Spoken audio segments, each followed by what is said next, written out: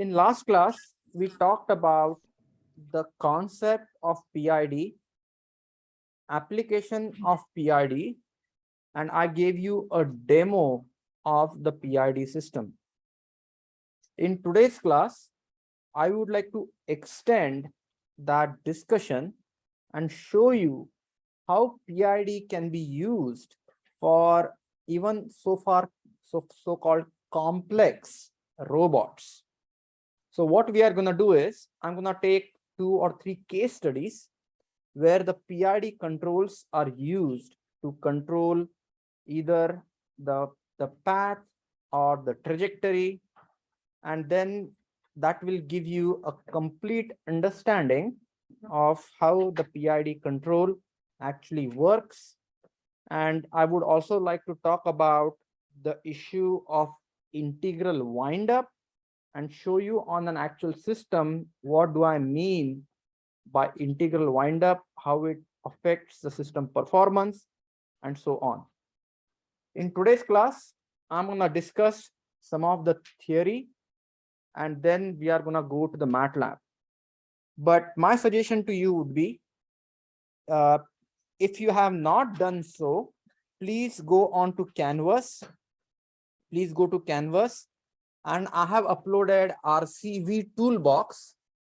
Download that toolbox and expand that toolbox. So you can go to this toolbox, RVC toolbox, RVC2 toolbox. It's a zip file. Expand it, and then you would see the startup underscore RVC. Run this file inside your MATLAB environment. That will set up the environmental variables, and then we can run the code directly from the prompt. Okay. And trust me, today's next few lessons are some of my favorite lessons because they will teach you about different types of robot. They will teach you about ground vehicle, autonomous ground vehicles. They will teach you about a tank, which is like a tracked vehicle. We will also talk about the robots like a ball bot, a robot that can be balanced on the ball, and the mechanism wheel robot that is actually a holonomic constraint. And then we will talk about the quadcopters. So this would be the time when we would expand robotics 1 a little bit to see how these techniques that we have studied can be extended to these different types of robots. So next few lessons are some of my favorite lessons. Okay. Now what I'm going to do is reiterate the important fact of what we discussed in last class. So in today's class, I would like to talk about the mobile robots, or basically autonomous ground vehicle. Now, the most important part is we talked about the holonomic and non-holonomic constraint. So holonomic constraint, does anyone remember?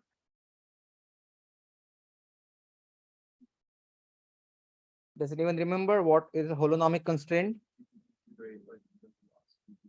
Yeah, so a constraint equation that can be written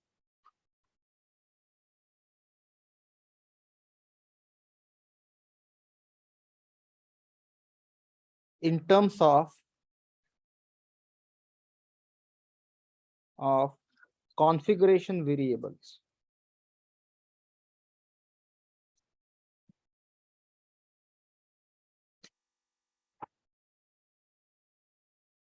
And the classic example for that is, imagine that you have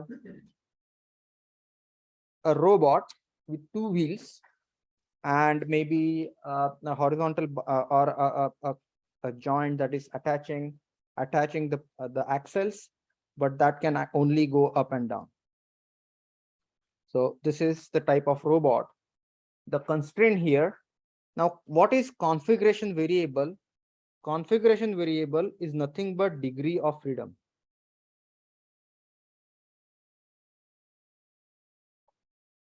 So for an example, if you have a train, okay, the train only has one configuration variable. It's X distance or the distance on the track. If you look at the train is a holonomic constraint because you can find out where the X is depending upon, and you can have the constraint on the X or the distance that is traveled. For non-holonomic constraint,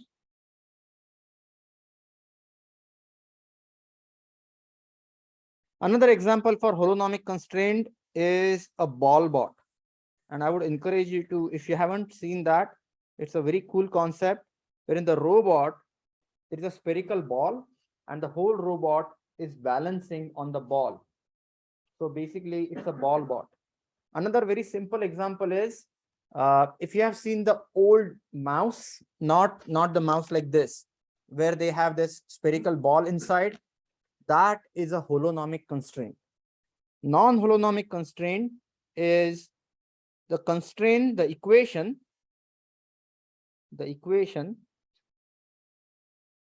is in terms of derivatives of configuration space.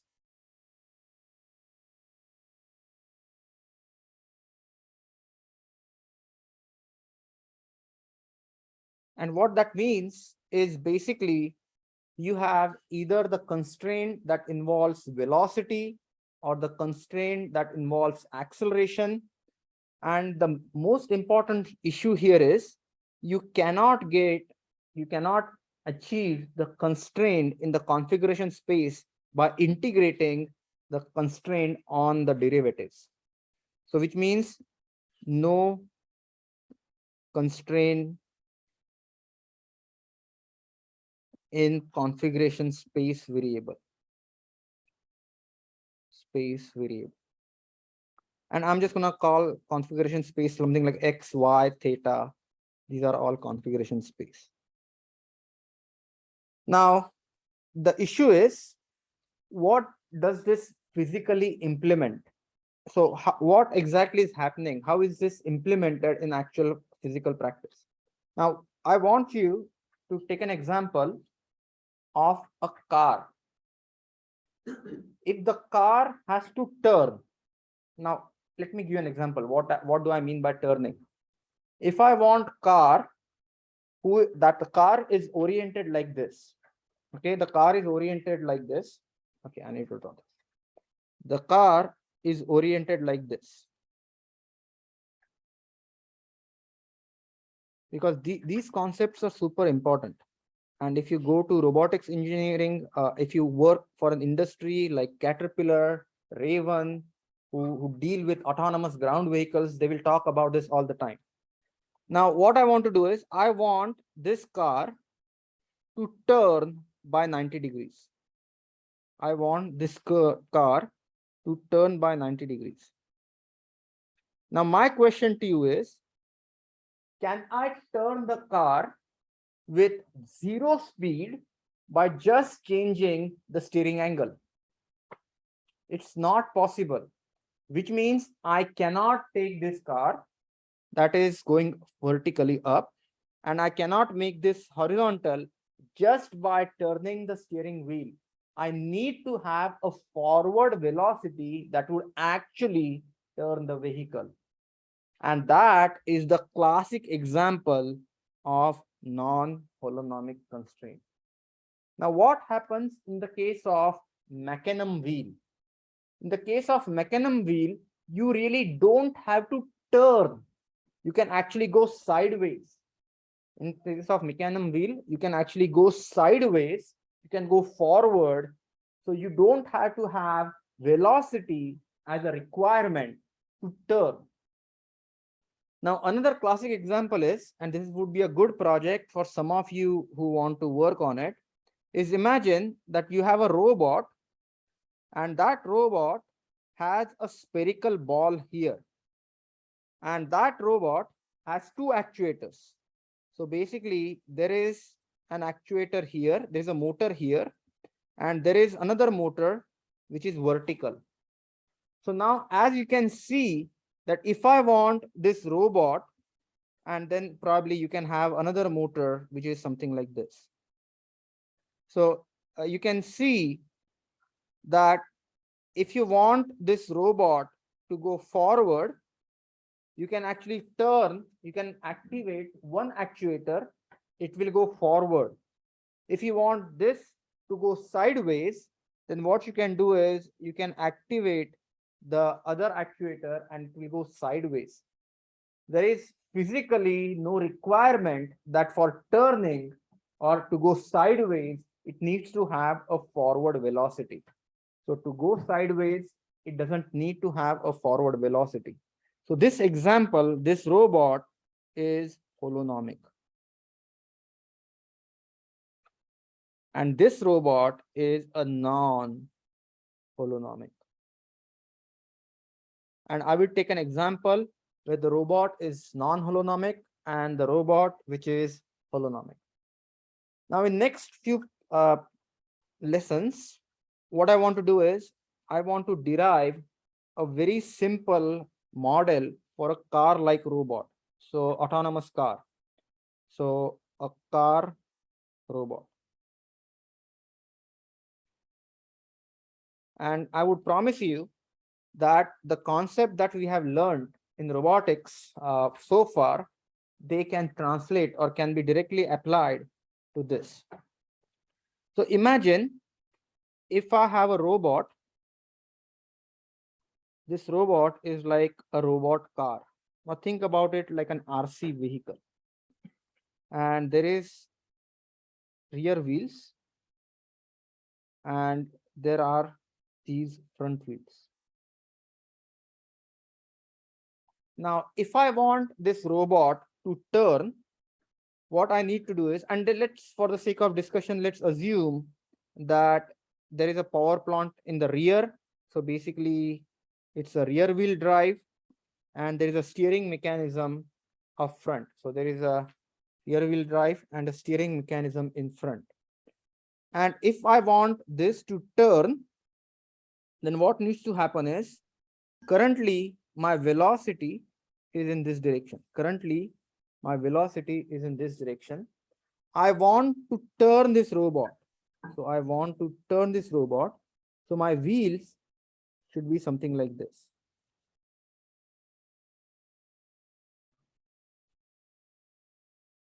And that will actually do the turning. But here is an issue. I want, when the robot is turning, the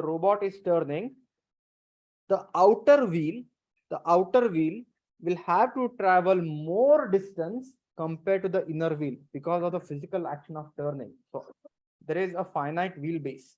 So if the robot is turning, then the outer wheel needs to turn farther than the inner wheel, which means the turning angles for the front wheels are going to be different. Otherwise, the vehicle would slip. And that is achieved using something called as Ackermann mechanism. So Ackermann mechanism would ensure that the turning angles for the outer and inner wheels are different. And it's a variation of a 4-bar mechanism. That's why the cars can properly turn. Otherwise, it would be a skid steer, which means basically if you have a tank and if you turn, actually the one wheel would start skidding and then it will turn. So to minimize the wear, to minimize the skidding, you will have an Ackermann mechanism that will change the angles of the inner wheel and outer wheel. Now there will be something called as the turning radius. And this turning radius, so is something like this. And this is called as the instantaneous center of rotation, which means when a rigid body is traveling and when the rigid body is turning, it is as if it is turning about a virtual pivot which is located at certain radius. And this distance, if I were to call this distance is called the distance or radius between the instantaneous center and the velocity vector v. Now, looking at this, if I were to draw the heading angle, if I were to draw the heading angle, this is going to be my heading angle gamma. And this is going to be my inertial coordinate frame, which is fixed, which is x and which is y. So this is the inertial coordinate frame that is fixed. And there is a vehicle coordinate frame, which is attached to the vehicle, just like our joint coordinate frame. So this is the inertial coordinate frame that is fixed, and that is the vehicle coordinate frame that is attached to the vehicle traveling with the vehicle. Now, this is x1 and this is y1. So I'm gonna say Vx1 is equal to V, which is the velocity of the vehicle expressed in the vehicle frame is V. Vy1 is equal to 0, and this is in the vehicle frame.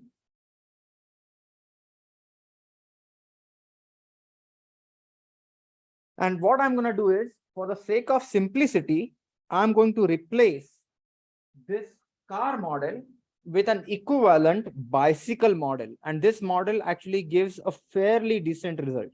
Okay.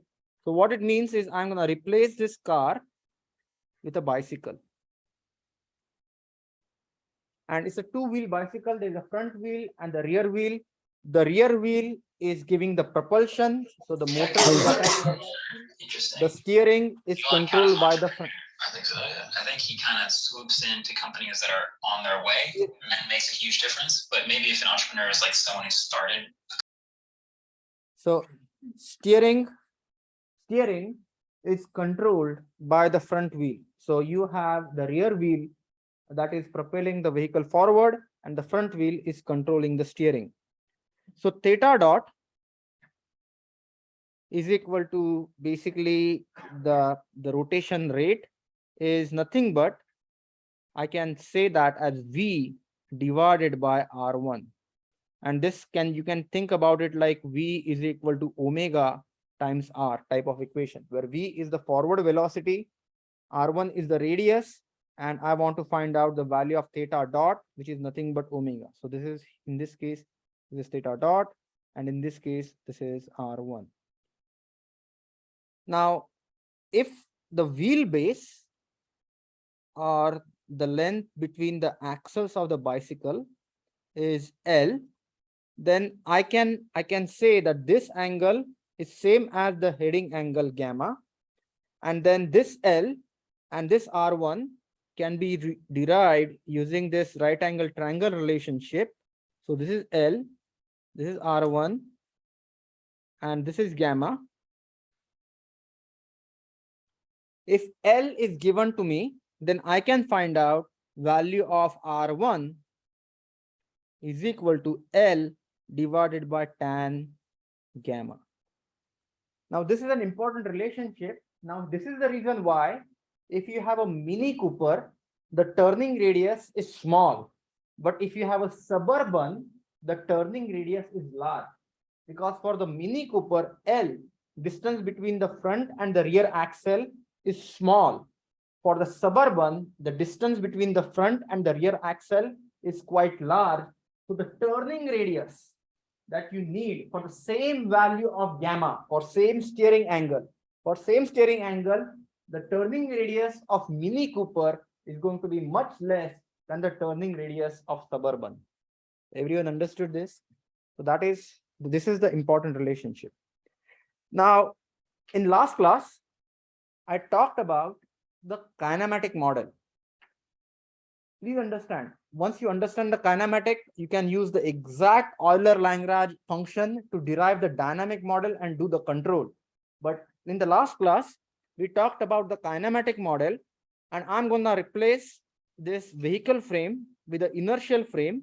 So Vx is V cosine theta and Vy is equal to V sine theta, and theta dot, I'm going to substitute R1.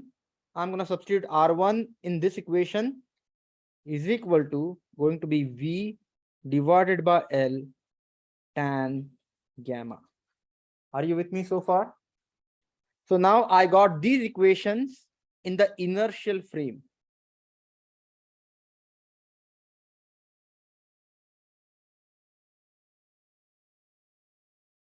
Now, what it means is I want to again emphasize these equations are also indication of non-holonomic constraint. Sometimes you don't know the robot, how the robot functions. You don't know how the robot looks, but you have some equations that describe the motion of the robot. Please understand, theta is the variable that is associated with V, which means if my V is equal to 0, my theta is going to be 0.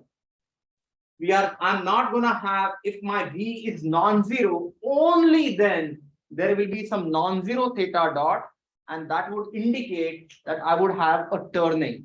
Otherwise, if my V is 0, my theta dot is going to be 0, and my initial value of theta, after integration, you are going to need the initial value of theta will be the theta where I have turned, whatever is the value of gamma.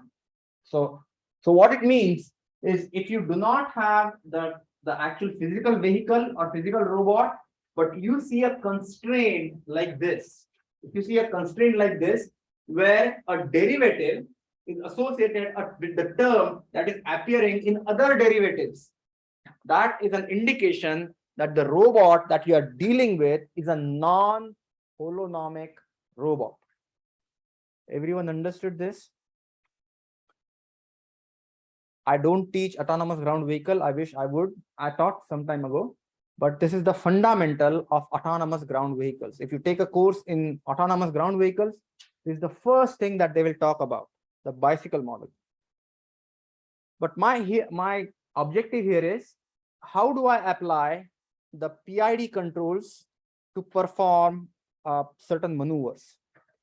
So the simple maneuver first I want to talk about is a lane change.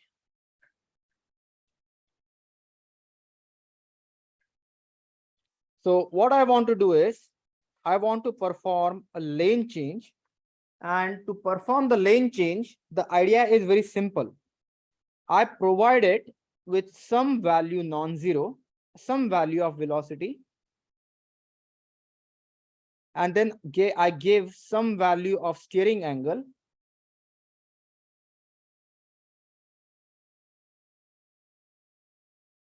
and then the vehicle would do the lane change. So before I go into complex maneuvers, what I want you to do is I want you to go to MATLAB and open MATLAB, and assuming you have done RCV startup, if you go to function RCV startup, run RCV startup, and then first what I want you to do is, just to see how the model is, I want you to enter the code something like this. Just say SL underscore lane change. SL underscore lane change. And then it will open up this autonomous robot model. And if you click on this, which is the sub assembly, you will see the bicycle model that we have implemented. So are you able to download and open this? So this is the bicycle model.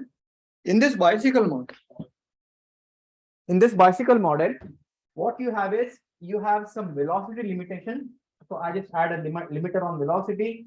I just added the limiter on the steering angle.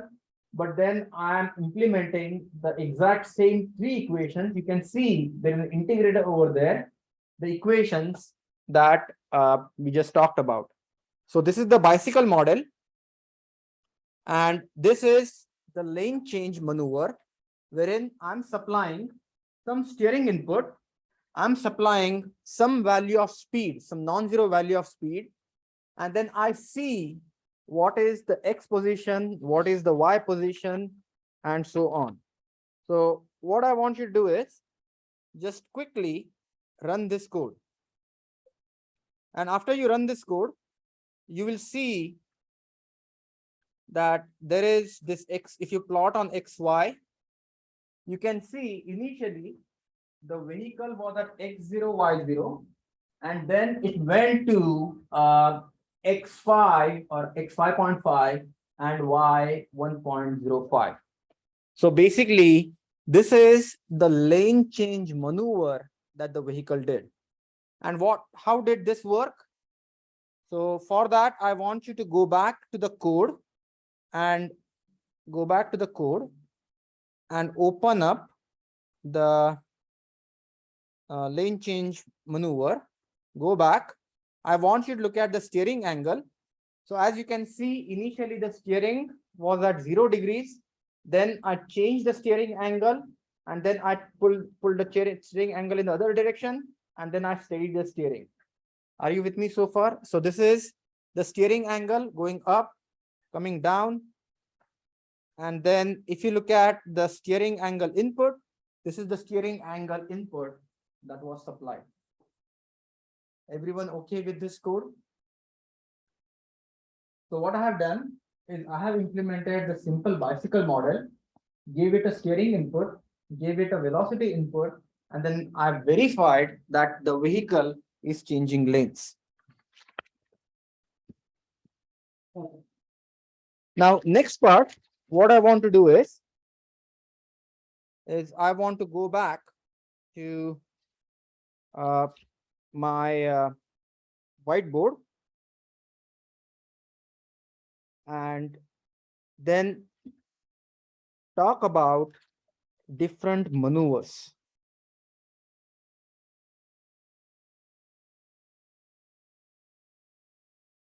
So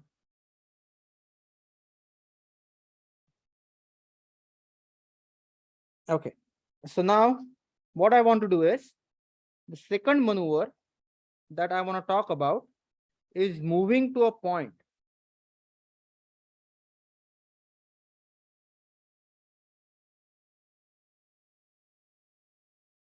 So the vehicle is already moving, and I want this vehicle to go to a target point X star and Y star. Now there are different ways of achieving this, but what I'm going to do is I'm going to achieve this using a very simple algorithm. I'm going to say that my velocity of the vehicle will be proportional to its distance from target.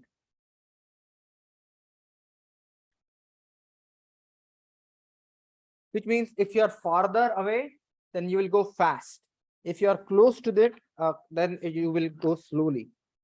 So I'm gonna add this V star, which is the control of velocity, or you can think about it like pressing the gas pedal, as I would have a constant kV, and then I would have this function X star minus X, which is the current X distance, square, plus Y star minus Y square, and kV will be the sort of the constant of proportionality.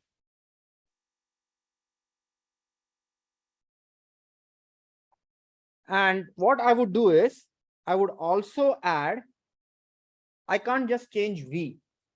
To go to certain point, I will have to change heading as well. To go to certain point, I will have to change my heading as well. So my theta star is going to be tan inverse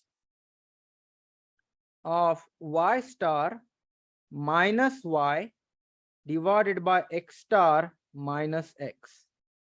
Now let me explain what this means. That so this is my x distance and this is my y distance. This angle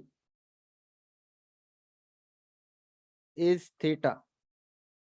And what I want to do is I want to go to the distance, which is y star or x star and y star. So I want to go from this point. I'm supposed to go to x and y, but I want to go to x star and y star. What it means is I need to change my steering angle by this amount. So this is going to be my change of steering angle. And that change of steering angle is nothing but the difference between y star minus y divided by x star minus x. So this, what I would need to do is I need to add a proportional control, which is heading kh, which is theta star minus theta. So this is again a proportion control. So please understand there are two actuators. So one is velocity and second one is the steering angle. And my velocity is going to be proportional to how far I am from my target, and my steering angle is going to be in what orientation I am with respect to target.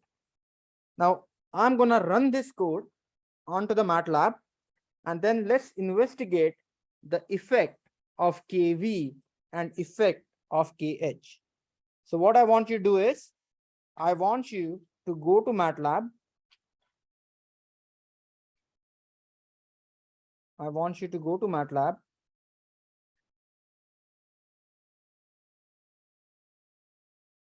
and then go to the command window and then just do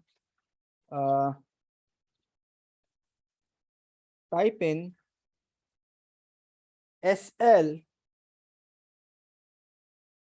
underscore drive point.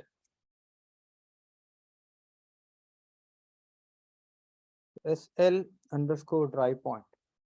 And this Simulink file would open, and I want you to understand you have the same bicycle model. I'm finding the distance to the goal, which means the first part of the controller. Then I have some distance error that is multiplied by a gain.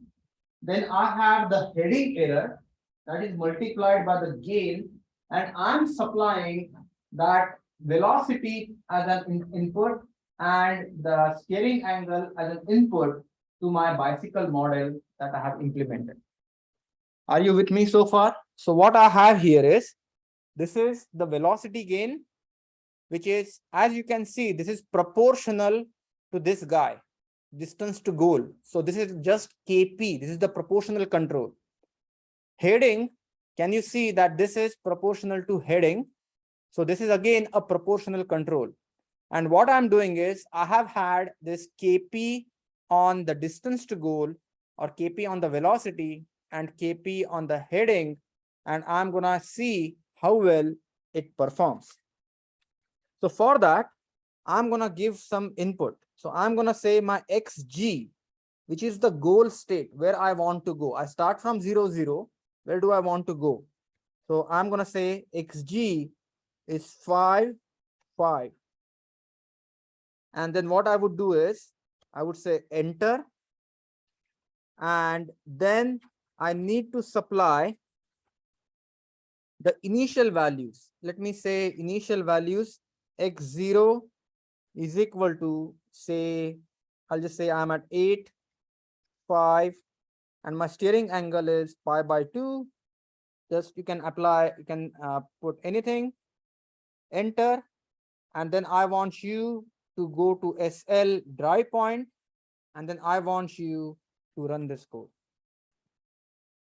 And once you run this code, you will observe that you have a speed command, you have a heading command, and then at the end, you have the steering wheel angle. And I would encourage you to please run this and tell me what results you get. You get the same results? Looking for my mouse. Okay. Now, what I want you to do is, I want you to do this. Everyone got these results? Now, I want you to take this velocity gain out. Go to library browser, go to the continuous, and then grab this PID and place this over here. So instead of the distance error, I want you to put this PID in here. Go to PID and let's start with the initial. So I'm gonna say integral term is 0, derivative term is 0, and proportional gain is 1. And now I want you to run this and see what results you get. Pretty comparable results, right? Okay. Now, what I want you to do is, I want you to go to the same block and add an integral term. So I'm going to say integral is equal to 1. And then run this code. And can you see that the results? So we initially, if you want to see X and Y, you would see the results are okay, but not so great. You can actually again go back to the and try to increase the integral gain, and you will observe that at one point you will see, if you keep on increasing the integral gain, you will notice at one point your integral gain would actually destabilize the system. And on this, it may take some time, but it's very easy to see that on the heading gain. So go to heading, grab PID, place it over here.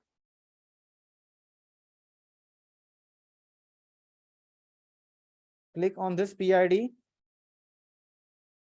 0, set this PID proportional gain to 2, and now see if it is working. And clearly you see that is working. Now go to the PID here, change the integral gain to 1 and run.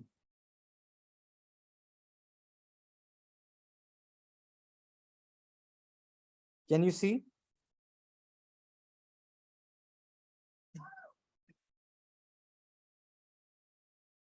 So it's not, and then you can see that on this XY plot.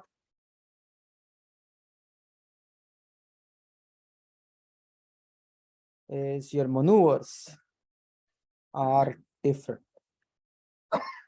So again, go back, go to heading gain, not this one, go to PID control, try point, go back, change the integral gain to 10. And then you will see at one point, once you keep on increasing the gain, at one time, the system would become unstable. Yeah, now system is actually unstable. Can you see that even though you run the code, it's not plotting anything? Which means the issue of integral windup has occurred. So go back. Yeah, so can you see it's not working? So go back. Go here. Let me make it to be like 5. And I will explain to you exactly what is happening here. Just bear with me for a second. Can you see that the scales are 10 to the 5 and 10, all that, 10 to the 5, and can you see that it's 10 to the 5? That means that the system has become unstable. What exactly is happening?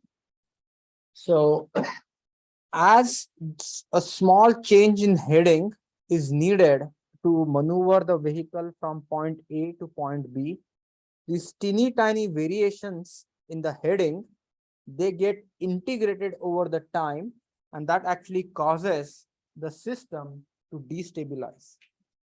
So our system that was stable now became unstable, and that exactly what happens with an integral windup. And you will notice that if I take the integral term out, as you can see, if I take the integral term out, the system will work beautifully. The system will work beautifully. As you can see, system will work nice. But if you add the integral term, you will notice that after some time, system instead of becoming stable, it becomes unstable because of the integral windups. Everyone understood this? Any questions on integral windup? And I want integral windup, it's difficult to see unless you actually run through the simulations or you have a system wherein you have a numerator, you have a denominator, and you run the simulations. Everyone able to get these results? Yeah. Yeah, reduce the value of integral gain or basically turn on the integral gain. So I'll show you. So you can actually change the integral gain to 0.1 or 0.5. You can also saturate the signal, and then your integral windup will go down. Or what you can do is you can only turn on the integrator when the error is small. So basically what you do is in here, this you will see the distance error. You will have two PID blocks. First PID block will be when the error is below certain range, and second PID block will be when the error is above certain range. And then that you will have one PID block and the other PID block, and integral term will only get activated when the error is within certain bounds. You see what I'm saying? So basically you open this loop. You open this loop from here and add a condition statement. If your error is greater than something, then you will have some PID gains. If you have error less than something, then you have proportional and integral gain. That way you will go to the steady state. Because think about it, unless you are very close to your the operating where you want to go or the operating point, you don't want to turn on integral.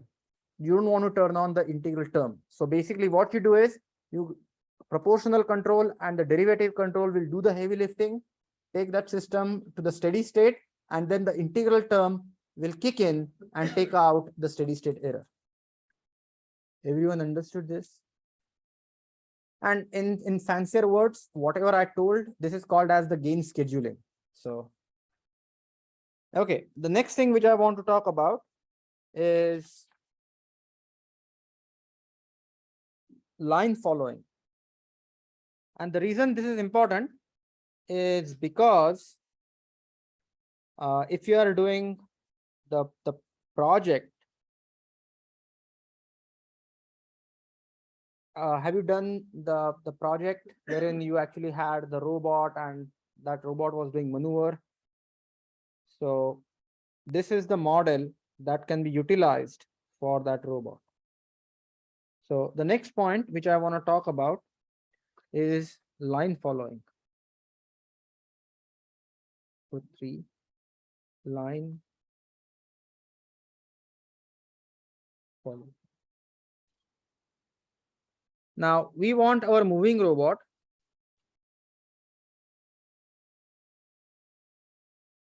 to travel on a plane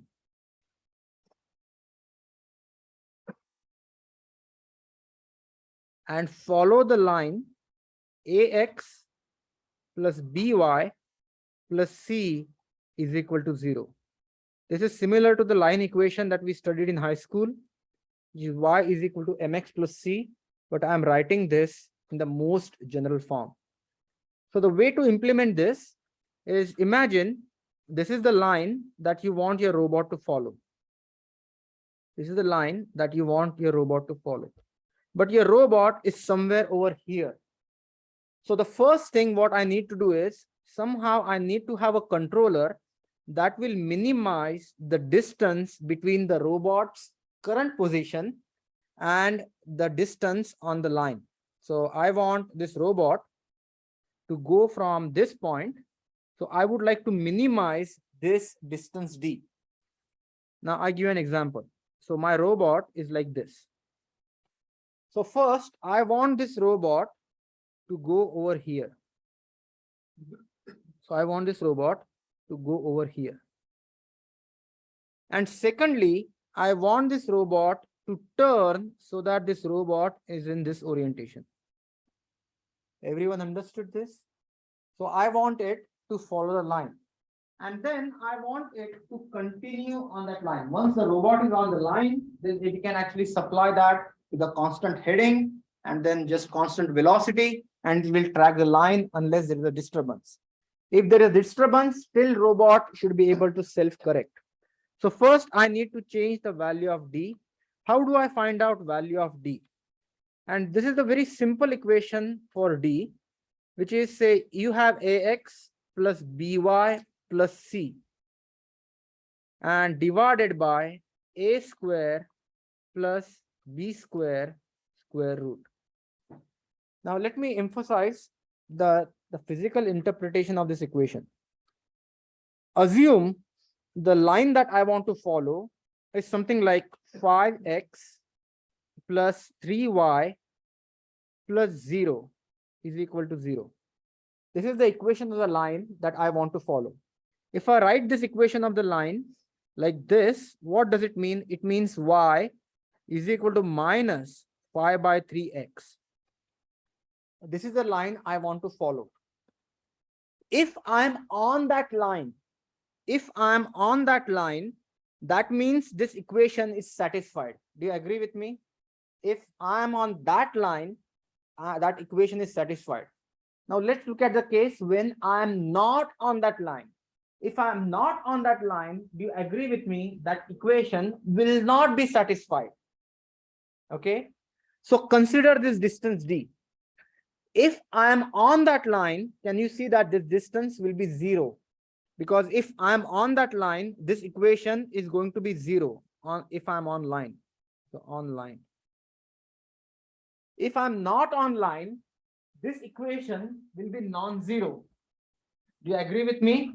And square root of a square plus b square is normalizing the distance, perpendicular distance, how far I am from that line. So what that means is I can use this term as a controller input, and I can actually add a controller, which is alpha d is equal to minus kd times d. So this is going to be my steering control. That would allow me to minimize. What this controller is going to do, if my distance d is equal to 0, this value of alpha d, this controller term, is going to be 0. That means when I am on the line, this controller will be 0. If I'm not on this line, depending upon how far I am from the line, this controller value would be more. And I would add one more term, second controller for the heading.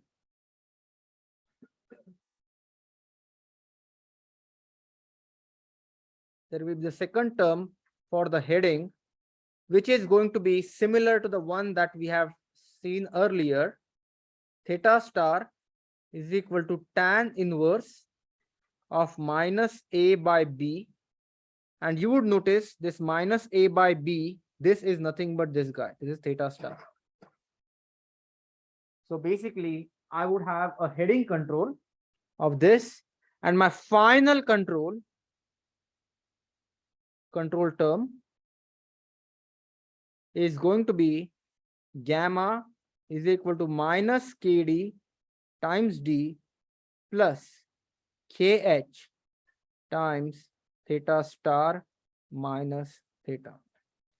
So this is my current steering angle. This is my distance. And this is the proportional control that is going to take my vehicle to follow the line. So for that, what I want you to do is, I want you to go to MATLAB and run the simulation, which is, so let's go back to MATLAB.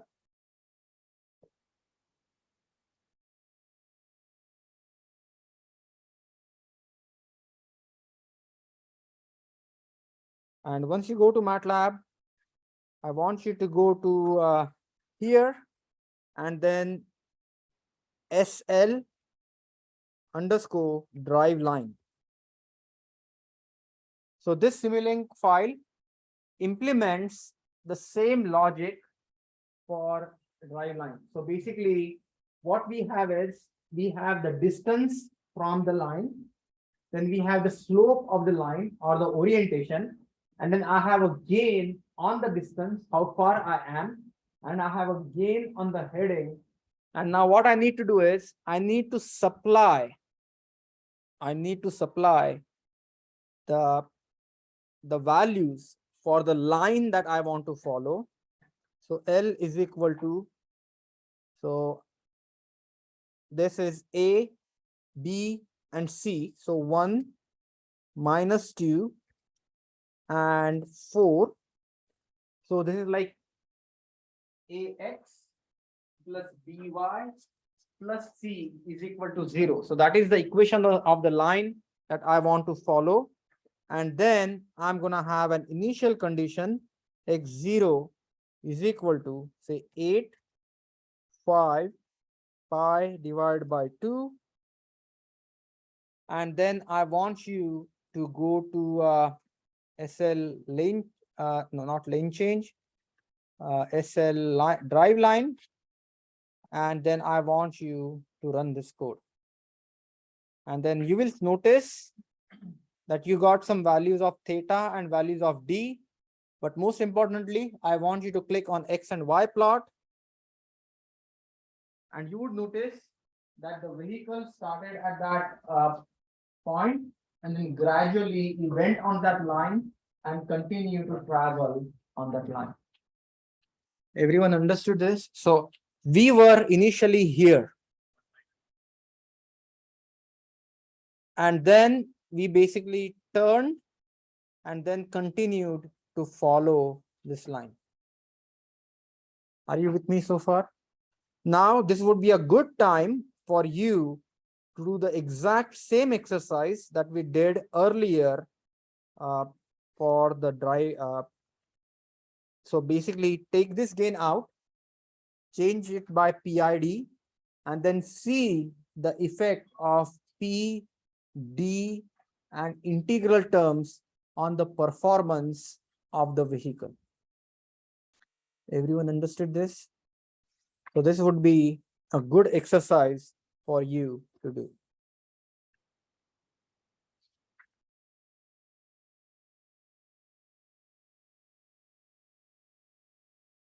Any questions?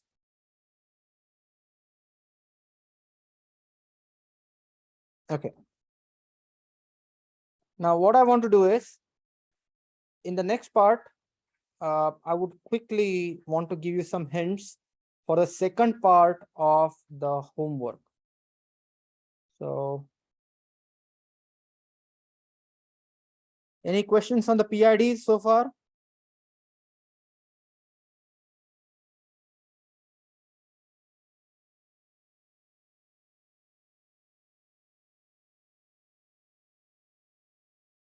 Okay. So you are welcome to, if you want to go forward and then actually explore I have added something for the path following control. So there is a path following control. Oh, there's a, oops.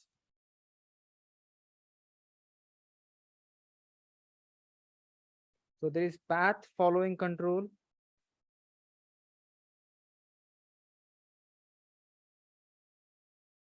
And then there is pose control.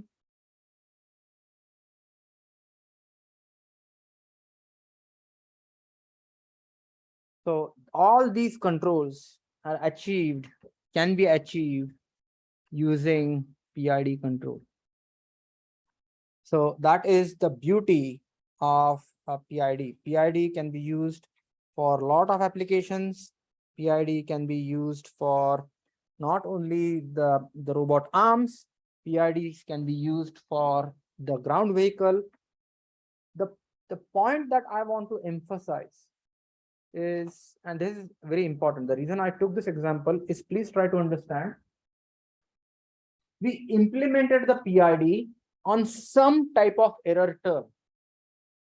That error term can come from the states like X and Y, or it could come from something else which is not related to X and Y. Maybe it could be X dot and Y dot. So what I'm trying to say is, when you are trying to design a PID control, don't think that PID has to operate on the states. What you can do is the PID can operate on the sensor variables or sensor input. The PIDs can be derivative of states. PIDs can be square of the states. So PID control simply means you have an error term and the control is proportional to error. How you form that error is totally up to you. And you will not realize unless you start doing the nonlinear system. So for example, if you have a nonlinear system and you want to control it using PID, you can form that error term using a nonlinear function and then use a linear control to control that nonlinear system. Everyone understood this? Keep that in mind.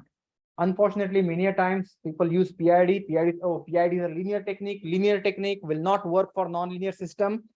But think about it, PID is linear technique because it is taking the error and multiplying that with a linear term. But that error itself can be a nonlinear function. And remember this. And that will be very, very useful when you actually implement some complicated controls for nonlinear systems. Okay, now the next part, I want to talk about something called as the root locus. And I think root locus is part of one of the assignments. So root locus. Now, root locus can be taught multiple ways. So I'm going to actually extend the discussion that we had for the PID to discuss the root locus. Now, I want you to understand the main motivation behind the root locus. The main motivation behind the root locus is we have a system. And this system, say, has an external gain value. So you have a gain. And what I want to do is, I have to tune this gain. So I want to tune the gain. How much should I tune this gain? That is the question. And this question, okay, then somebody would say, oh, look, hey, let's tune the gain so that basically the system that we are trying to control, say it's a closed loop system, say something like this, make it as big as possible. Make it as big as possible so that the system will be stable. How many of you agree with this statement? So I have a system something like this. It has a system with a feedback loop. And then I have a gain that I need to tune. So the conventional wisdom says increase the gain as much as you want and the system would be stable. I give you a very practical example. How many of you have gone to rock concerts or maybe clubs? Okay. So here is a typical setup. There is a stage. There is someone singing. And then there is a microphone. And there's a possibility that this person may grab the microphone and walk around. And then the problem here is usually what you have is you have speakers here. Okay, you have speakers here. Sometimes the speakers could be behind. Okay, so you have speakers over here. And then as an engineer, you have to control this knob that would change the gain of the amplifier. So amp gain. So which means if there are people over here, they are not able to listen, then you can increase the gain of the amplifier and then hopefully they would be able to listen. Do you agree with me?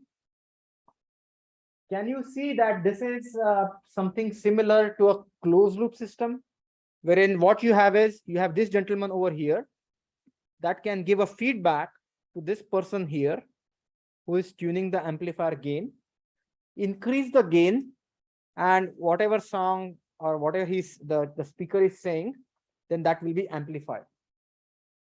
Everyone agrees with me? Now imagine a situation. This person starts singing. This person cannot listen.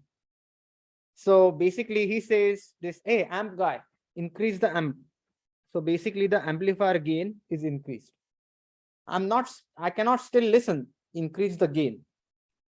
And then this amplifier gain is increased so much that the signal which was being amplified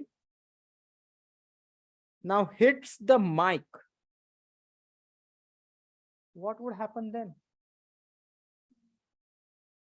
It will actually cascade into system becoming unstable. What it means is, have you heard the echo on the Zoom? That exactly is happening here. So echo that you hear when your Zoom microphone is on, it's because the transfer function gain is making the system unstable. So what is the fundamental function of the root locus? I want to make sure that root locus is, I want to change the gain of the system in such a way that I want system to be stable, but I don't want it to go to a level where its system could become unstable. So the purpose of the root locus is I want to know, I want to vary value of K and study effect on system stability.